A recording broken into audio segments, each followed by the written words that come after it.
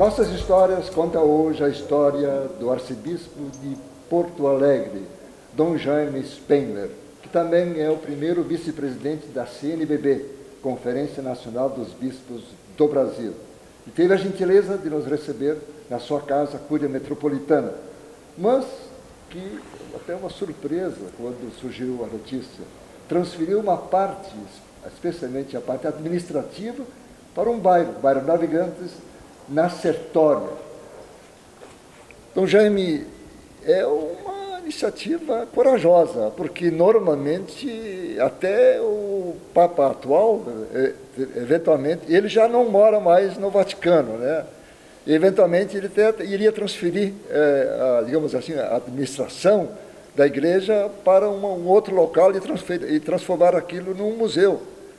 Porque, do ponto de vista, digamos, de quem não sabe das coisas, né, acha que a igreja está dentro de uma riqueza fantástica, que são exatamente as instalações que vieram de tanto tempo e que têm, inclusive, ouros e pratas, etc., etc. O Papa continua morando no Vaticano, né? Ele só transferiu o apartamento papal, que até então estava no Palácio Apostólico. Hoje ele ocupa um apartamento na Casa Santa Marta por uma questão, segundo ele, de funcionalidade e de saúde psíquica também, segundo a expressão que ele usou logo no início do pontificado, né?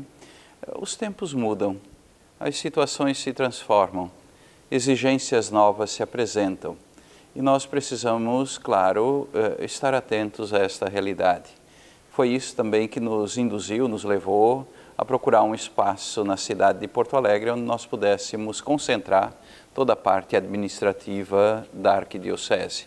Até um passado não muito distante, existiam, por assim dizer, exigências específicas do tempo. Hoje, o próprio Poder Civil exige de nós procedimentos específicos e que exigem, sim, também espaços condizentes. Sem querer aprofundar o assunto, já quero mais dar a informação, também há uma maior facilidade das cidades que pertencem ao arcebispado de chegarem lá na Sertório, que é na entrada da cidade. Né? Isto foi um ponto decisivo para nós. Como facilitar, como agilizar, como tornar mais confortável, por assim dizer, o acesso de todos as nossas lideranças, o nosso clero, àquele lugar. E ali, sem dúvida nenhuma, é um ponto fundamental da nossa cidade. Dom Jaime, e o sínodo? O senhor já teve uma experiência recente, participou do sínodo do ano passado, e foi sobre a família. Então já conhece como é que funciona. E esse atual sínodo? Eu participei, na verdade... Que, aliás, desculpe, começou neste domingo, né? Eu participei o ano passado do sínodo sobre a juventude, né? O tema era jovens. O sínodo é sempre um evento da igreja e para a igreja.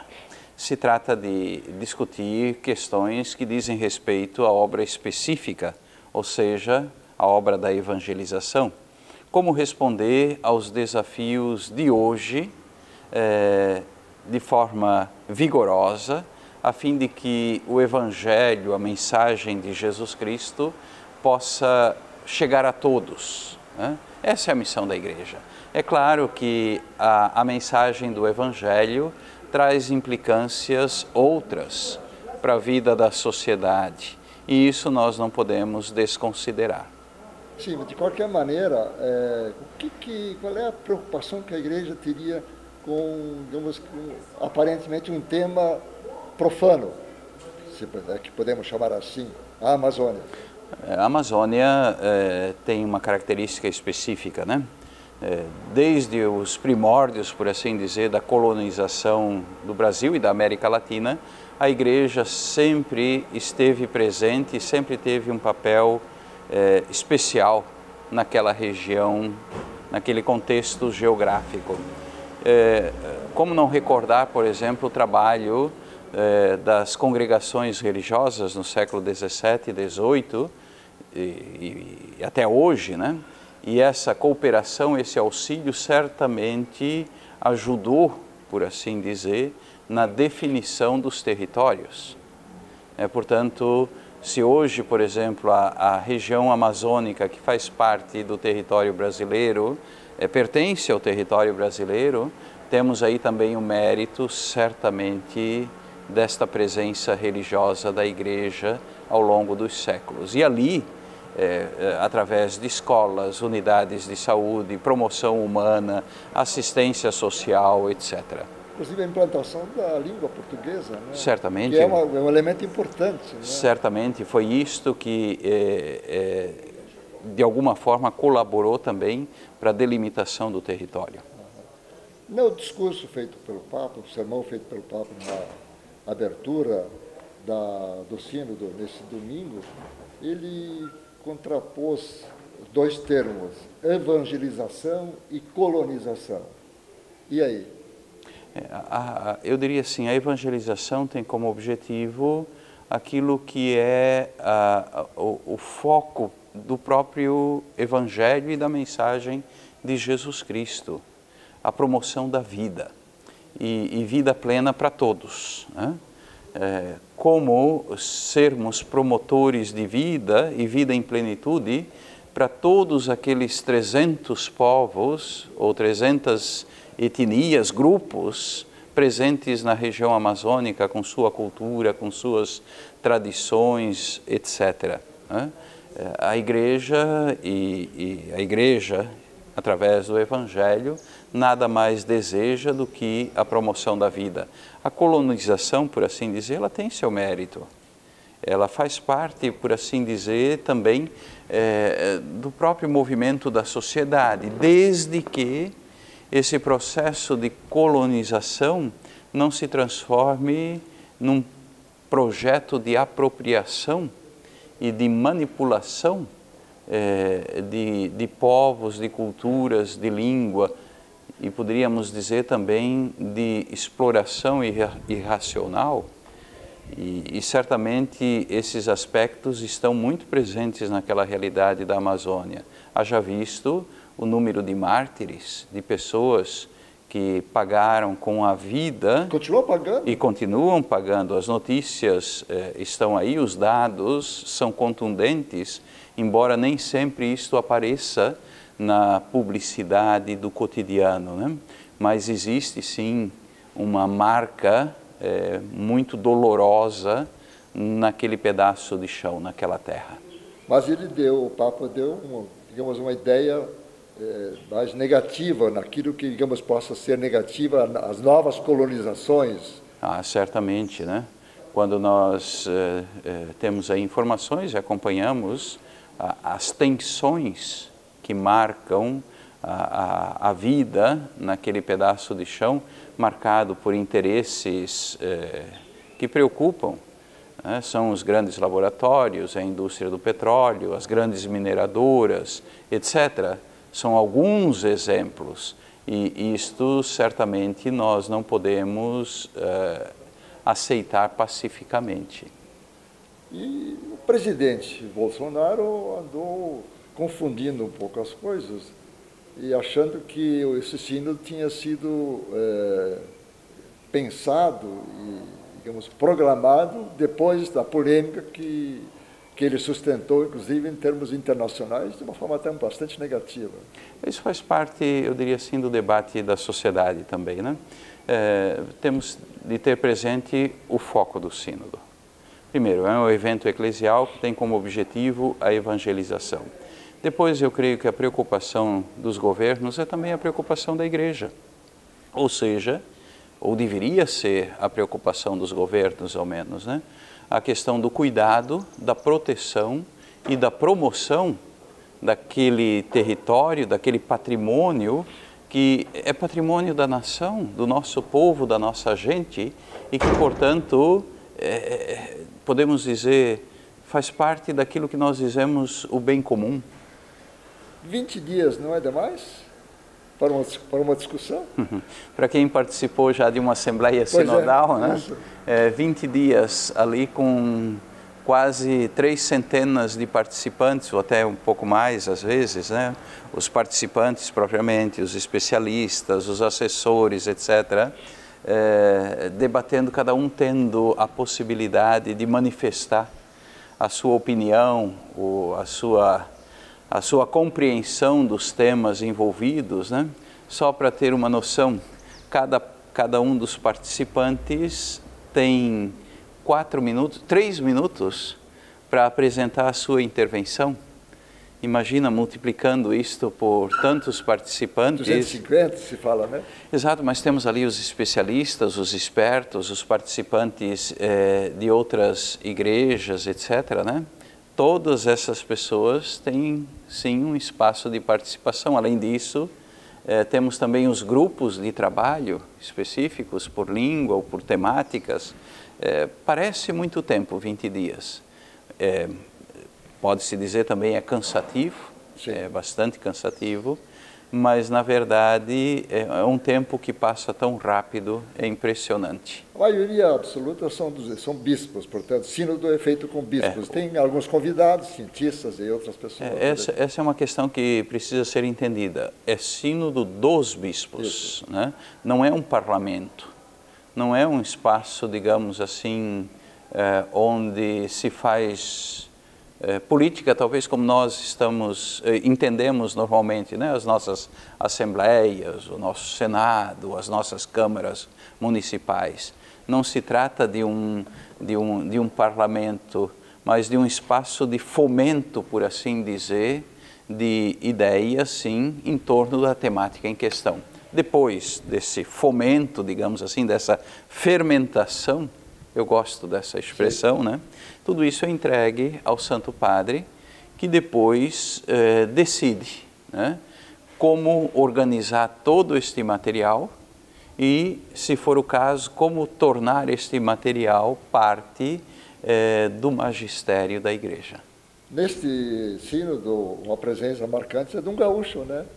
Nós temos vários gaúchos ali. Eu acho que faz o relatório. Sim, Dom Cláudio Umes, né, que é o relator do sínodo, mas temos outros também gaúchos que são bispos na região amazônica e que estão lá participando da Assembleia. Um primo seu, é? Um primo meu, sim, que não é gaúcho, mas catarinense, né? Uma última questão ainda sobre o sínodo. Dadas as distâncias e o pouco pessoal, especialmente padres presentes na região, se fala agora, você começa a falar, o próprio Papa falou da possibilidade de ordenar padres, homens, digamos, com certas características, obviamente, né, positivas. A imprensa tem falado muito daquilo que, segundo a nossa tradição, a nossa linguagem, se denominam os viri probati, isto é, homens de comprovada caráter, atitude, comportamento, etc., né? Nós temos que entender uma coisa muito simples também. Na igreja sempre existiram homens casados, né?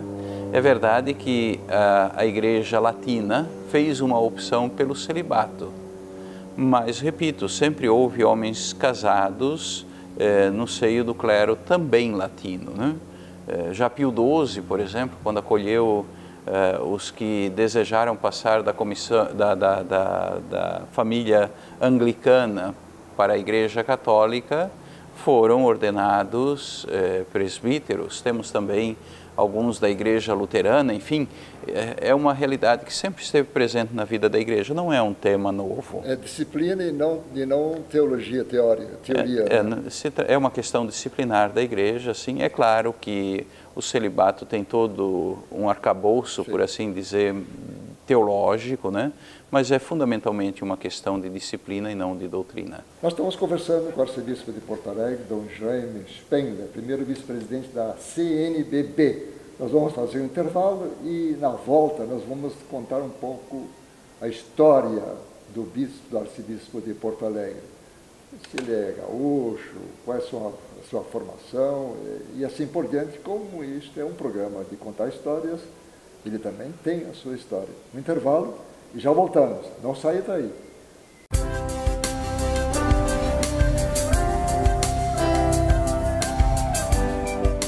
Nós estamos conversando com o arcebispo de Porto Alegre, Dom Jaime Spengler. Ele é também o primeiro vice-presidente da CNBB, Conferência Nacional dos Bispos do Brasil.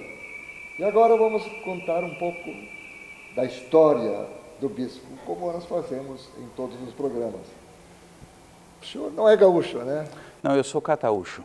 Cataúcho. Porque quando para cá viemos como bispo, né, primeiro bispo auxiliar e hoje como titular da arquidiocese, nós assumimos, por assim dizer, uma missão nesse pedaço de chão onde nós precisamos, é questão determinante para nós, acolher e assumir a cultura, o modo de ser desse povo. Então eu digo assim, e gosto dessa expressão, né?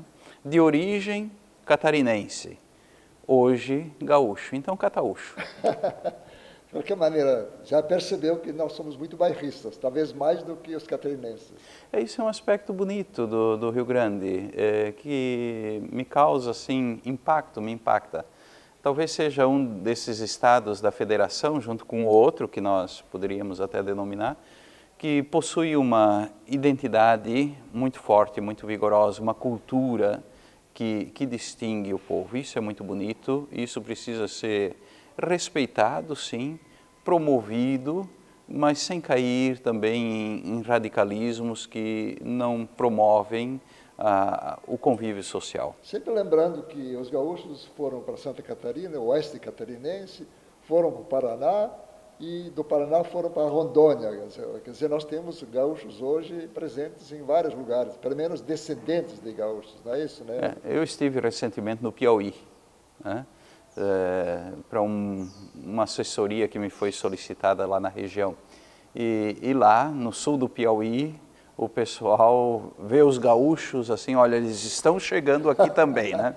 Então, atenção. Na verdade, os gaúchos, ao longo dessas últimas 4, 5 décadas, foram sim subindo em direção ao centro-oeste do Brasil e hoje chegam também ao nordeste e ao norte. Ô Jaime, como é que surgiu a ideia de ser padre, e padre franciscano, que aliás é muito bonito, eu gosto muito da história de São Francisco, aliás nós comemoramos no dia 4 de outubro, né? Essa é uma longa história, né?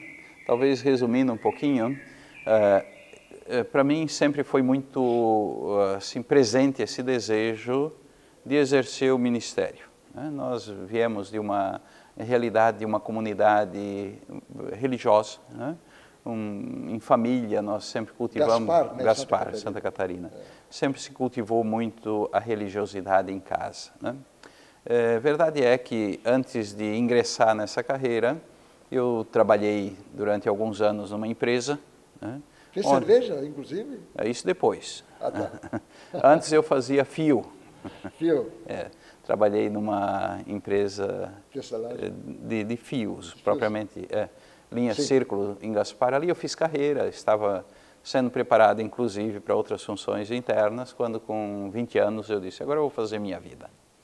E decidi abraçar o ministério ordenado, né? Eu pensava em ser padre. Como na nossa região estavam presentes os franciscanos, e na época não sabíamos fazer muito bem essas diferenças, né? Porque na igreja existem tantas congregações, ordens religiosas, o clero diocesano, mas como ali estavam presentes os franciscanos, eu fui procurar os franciscanos e ingressei na ordem franciscana.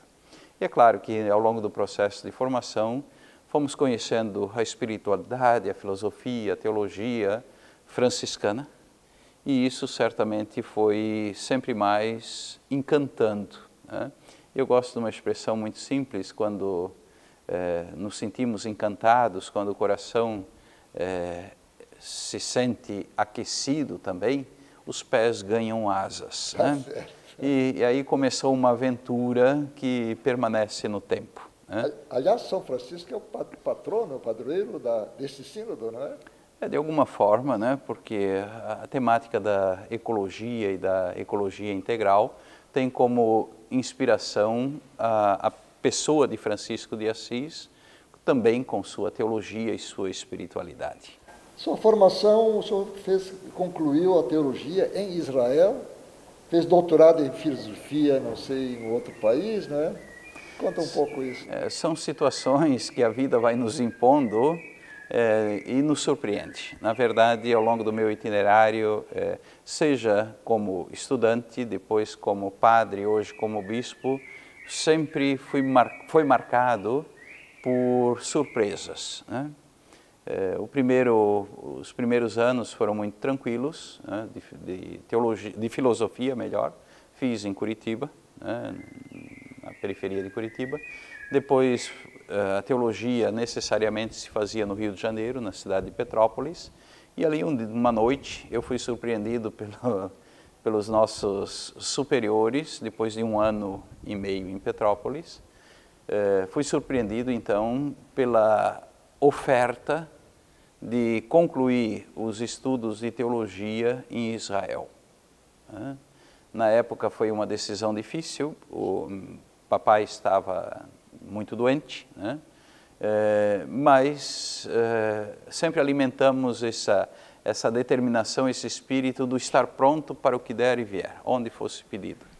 Enfim, fomos para Israel, chegamos lá em 87, me recordo muito bem de uma primeira experiência vivida num domingo de manhã na cidade de Jerusalém, quando na porta de Damasco, né, explodiu a primeira bomba.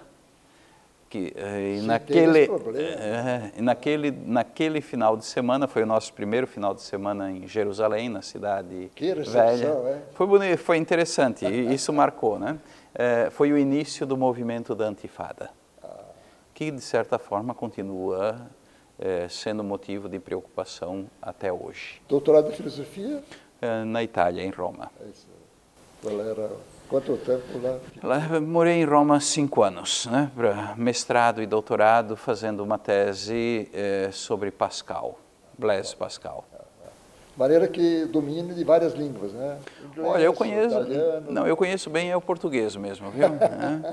Os outros a gente vai arranhando como pode, né? Claro, o italiano a gente tem uma certa fluência, né? O espanhol nós aprendemos em casa de alguma forma, sabemos ler, é difícil falar em espanhol, mas a compreensão, etc., isso não é difícil. Um pouco de alemão também, etc. Exato. Só para concluir a história, bispo auxiliar quando e arcebispo que ano? Eu fui nomeado auxiliar aqui de Porto Alegre. Estava onde na época? Eu trabalhava em Curitiba, era pároco há 2 meses e vice-presidente da Associação de Ensino Senhor Bom Jesus, né? É uma entidade que congrega 2 universidades e um número expressivo de escolas pelo Brasil afora. Era o vice-presidente da mantenedora. Então, em 2010, fomos escolhidos, nomeados, né, para ser bispo auxiliar aqui da Arquidiocese de Porto Alegre. E arcebispo? Em 2013, final de 2013, e aqui estamos até hoje, por quanto tempo Deus permitir. Portanto, nós estamos conversando com o arcebispo de Porto Alegre, Dom Jaime Spengler, primeiro vice-presidente também da CNBB. Nós vamos fazer um intervalo e na volta vamos debater alguns temas polêmicos que estão aí aflorando, envolvendo a Igreja Católica e outras denominações. Um intervalo e já voltamos.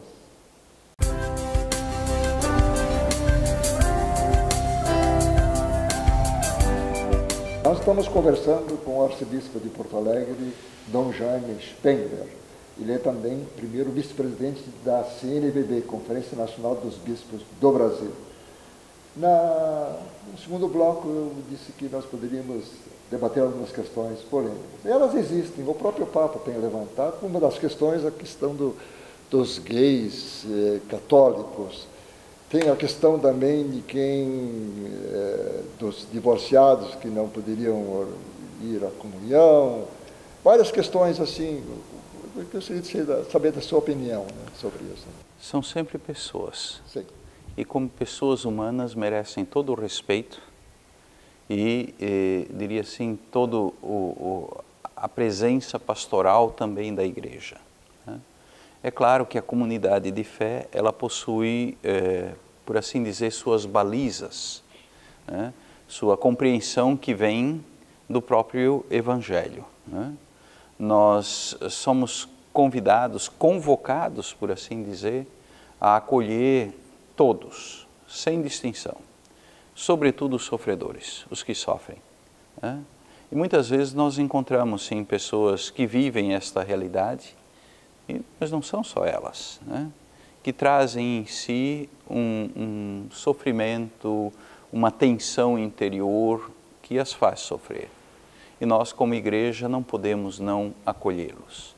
É claro que a igreja possui elementos de cunho moral, né? Que delimitam, por assim dizer, que orientam o convívio da própria comunidade de fé. Agora, acolher sempre, ser uma presença amiga, uma mão estendida, no sentido de ser também presença misericordiosa, presença evangélica, presença de Nosso Senhor, de Jesus, que acolhe a todos que buscam uma palavra de esperança, uma palavra de fé, uma orientação para a vida, né? Temos também, é verdade, essa outra realidade que citada, de casais de segunda união, etc., né? E é um tema polêmico, é uma situação delicada. Aqui nós poderíamos recordar o sínodo sobre a família, então, de anos atrás, que abordou esta questão, né? E o Papa e o sínodo também nos apresentaram algumas indicações de caráter pastoral de como acolher estas realidades, né? E o Papa foi muito firme no sentido de mostrar para todos nós que precisamos, sim, em primeiro lugar, acolher estas situações. Segundo, realizar com estas pessoas um caminho de discernimento. E o discernimento nem sempre é um caminho confortável. Exige das partes envolvidas a coragem para trazer à fala o que realmente está em questão, né? Rezar esta realidade e dialogar, buscando indicações viáveis para fazer frente a esta realidade. Isso exige, eu diria assim, em primeiro lugar, de nós, clero, uma sensibilidade especial e disposição para oferecer o tempo necessário para estar próximo a essas pessoas. De qualquer maneira, isso deu combustível àqueles que pensam mais conservadores na igreja, né? E que estão se articulando para fazer uma certa dissidência. O senhor acha que essa dissidência tem presença ou não? Essas tensões sempre existiram na história da igreja, né? Em determinados períodos de forma mais contundente, outros períodos de forma mais diluída. Eu diria assim, talvez hoje, uma sociedade marcada por uma pluralidade enorme, né? Com tanta facilidade, por assim dizer, de comunicação, essas questões todas aparecem de uma forma ainda mais contundente. Mas a tensão, a posição outra, né? O diferente também me enriquece, me faz pensar de uma forma ainda mais intensa o que está em questão quando aparecem esses temas, eu diria assim, mais quentes no nosso cotidiano. Neste contexto também estaria o aborto? Aí a posição da igreja é um pouco mais forte, né? Aqui, para nós, isso é muito, muito claro, né? Ali existe uma vida. Sim. Né? Desde o momento da concepção, há uma vida. E onde há vida, esta vida precisa ser cuidada, protegida e promovida. Outra questão, e agora no lado positivo, no meio de tudo que às vezes a gente acha que a espiritualidade acabou, o pessoal está muito materializado hoje, mas se nota, não sei se o senhor concordaria, se nota algumas tendências que estão surgindo na sociedade, inclusive eu tenho uma experiência pessoal, concreta e conhecimento, não entre os médicos, cardiologistas, mas de uma forma geral os médicos, que colocam a espiritualidade como um dos elementos, digamos, positivos, segundo o cardiologista Fernando Lucchesi, não só na cirurgia, no transplante de coração, por exemplo, mas também na sua recuperação posterior. A espiritualidade é algo presente na estrutura do ser humano. E eu diria assim, não é que hoje exista menos ou mais. Eu até acho que hoje na sociedade existe muita espiritualidade, muito desejo de cultivar, por assim dizer, essa dimensão profundamente humana. Talvez os caminhos hoje, a oferta que está aí, ela é variada. Não confundir espiritualidade com religião. Também esse é outro aspecto, né? Recentemente estão surgindo vários estudos nesse sentido, né? Que mostram a relação estreita entre saúde, inclusive física, psíquica e também espiritualidade. Eu gosto sempre de recordar uma expressão que encontrei já há muitos anos de Jung, o grande psiquiatra, né? E ele dizia assim que nunca curou verdadeiramente um paciente que antes não tivesse se reconciliado com a sua própria tradição religiosa. Olha aí. Então esse é um aspecto que faz pensar. E nos encontros que tenho assessorado, retiros pelo Brasil afora, para clero, religiosos, eu sempre começo com uma expressão também de Jung, onde ele diz assim, é sábio cuidar da alma, porque senão criareis demônios e dragões em vossos interiores. Então esse cuidado com a nossa intimidade, se quisermos com a nossa alma, é para nós decisivo para o justo equilíbrio, eu diria assim, e harmonia própria do nosso viver, do nosso corpo humano. Bom, o Papa atual é um Papa muito bem quisto por toda a sociedade, obviamente pelo tipo de atitude que ele tem tomado e decisões que ele tem tomado. Então muitos ficamos preocupados, quem será o sucessor? Que às vezes a história é dialética, quer dizer, de um Papa, digamos, vamos chamar de progressista, poderia surgir um conservador, para no fim fazer a síntese da história, da dialética.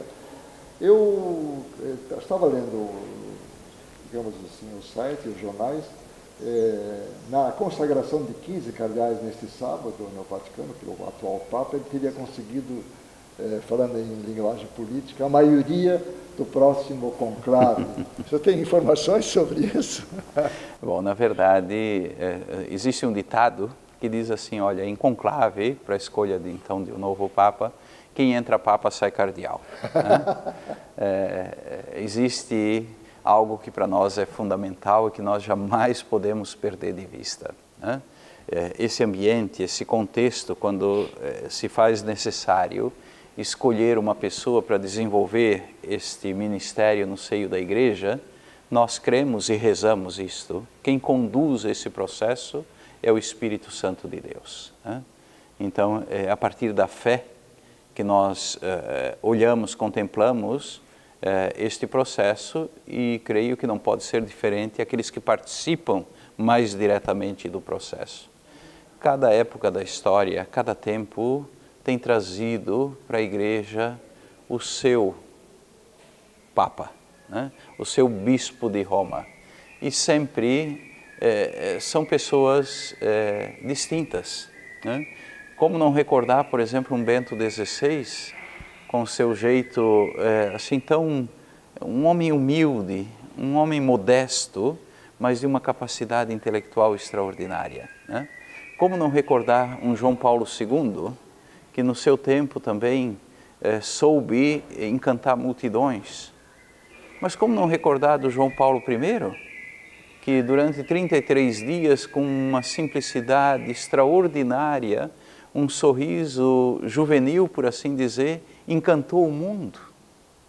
E como não recordar do grande Paulo VI, né? Talvez até um homem muito incompreendido na história recente da igreja, mas um homem de uma extraordinária sensibilidade eclesial e humana. E o que dizer do bom Papa João 23, né? Mas como não recordar as tensões vividas por um Pio XII, quando do movimento fascista, nazista, que incendiou a Europa e levou o mundo à guerra, e com quanta dificuldade este homem soube sim orientar, por assim dizer, a barca de Pedro.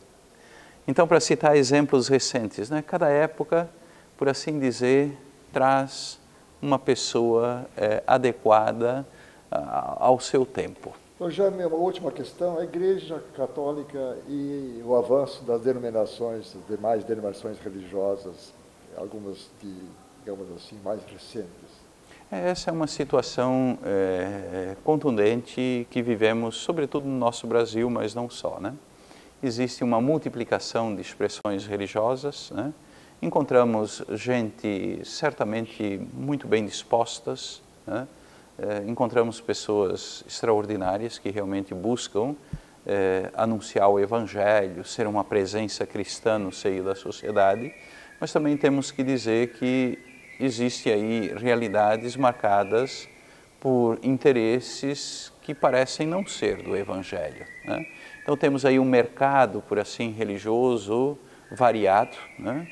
Que não se sabe até que ponto realmente tem como interesse primordial a promoção da vida e a promoção do bem comum, seguindo sempre os critérios do Evangelho de Jesus Cristo. Mas essa é uma questão ampla que merece certamente um debate específico. Mas a convivência da Igreja Católica é boa com todos? A Igreja sempre vai ser uma comunidade de portas abertas, né? O nosso objetivo é poder caminhar com todos, né? Acolher também a todos, sempre com esse objetivo de anunciar o Evangelho e promover a vida, cuidar da vida, proteger a vida. Dom Jaime Spengler, arcebispo de Porto Alegre, primeiro vice-presidente da CNBB, Conferência Nacional dos Bispos do Brasil. Muito obrigado pela sua presença aqui, tive a paciência de responder a sem número de perguntas. E olha, eu acho que me surpreendeu, inclusive, toda a sua trajetória pessoal também, que foi muito rica. Muito obrigado pela sua presença aqui. E que nós, como cristãos presentes na nossa sociedade, possamos realizar aquilo que Paulo já pedia da comunidade de Filipos há quase 2 milênios atrás.